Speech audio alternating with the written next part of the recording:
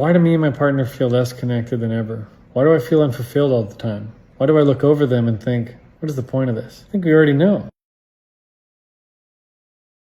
We spend so much time on these devices and we know it's unfulfilling. We know we watch these videos that are, rage bait or some form of intensity that, takes us away from the things that matter to us, distracts us, allows us to procrastinate. And it has such a damaging effect, especially in relationships.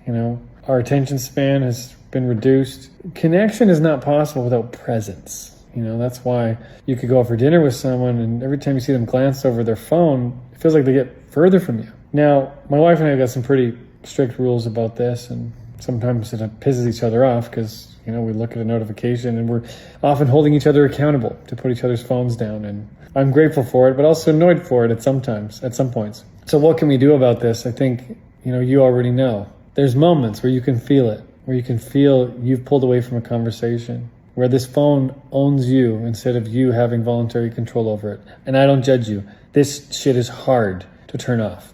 Somehow I find my thumb just moving towards that Instagram thing, and I'm like, how did I get here? I was supposed to be looking at my calendar. So no judgment from me here. More so a nudge, a poke, to remind us that the best part of life is happening right around us.